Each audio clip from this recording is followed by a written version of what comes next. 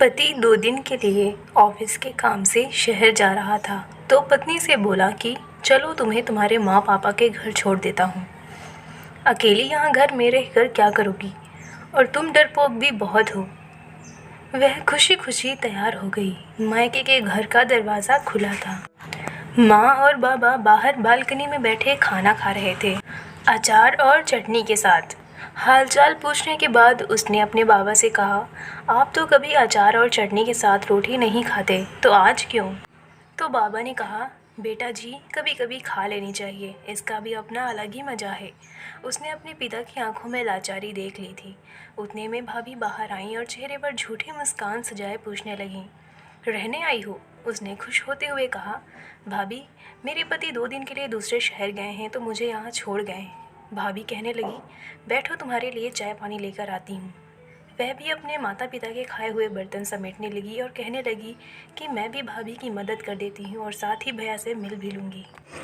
ये कहते हुए वह अंदर चली गई। बर्तन किचन में रख कर वह भाई की कमरे की ओर चल पड़ी तो उसे भाई और भाभी की बातों की आवाज़ सुनाई दी। भाभी भैया से कह रही थी, तुम्हारी बहनें ब्याह कर तो गई हैं लेकिन अम्मा बाबा की चौखट न छोड़ी अभी तक। जिसका भी दिल करता है मुंह उठाकर बच्चों समेत चली आती हैं। तो भैया गुस्से से कहने लगे, तेरा क्या खाती हैं, यहाँ नहीं आएंगी तो कहाँ जाएंगी? तो भाभी ने भी दंदनाते हुए कहा, बस अब मुझसे नहीं होता। तुम्हारे ख़ानदान वालों की सेवा, तुम्हारे माँ बाप को संभालती हूँ, उन्हें खाना देती हूँ, यही एहसान समझो।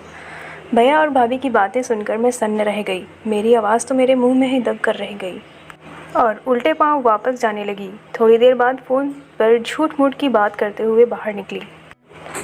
अच्छा माँ जी, आप लोग आए हैं गांव से? पहले ही बता देते तो मैं मायके नहीं आती। अच्छा आप परेशान ना हो, ऐसा करें आप तब तक पड़ोस के घर में बैठे हैं, मैं अभी आती हूँ। माँ बाबा ने देखा तो आश्चर्यचकित होकर पूछने लगे, बेटा क्या हुआ? अभी आई थी और अभी जा रही हो? कहने लगी, नहीं माँ बाबा, मेरी सासू माँ और ससुर जी आए हैं, उन्हें ऐसे कैसे छोड़ दूँ? अभी जाती हूँ, फिर कभी आ जाऊँगी। आप दोनों अपना ख्याल रखिएगा। अपने आंसुओं को दबाते हुए वह अपने माता पिता से मिली और बोझल कदमों के साथ खुद को देते हुए अपने घर को वापस चली गई। उसे रात के खाने में नमक ज़्यादा लग रहा था, जबकि वह नमक उसके गले से उतर रहे आंसुओं का था।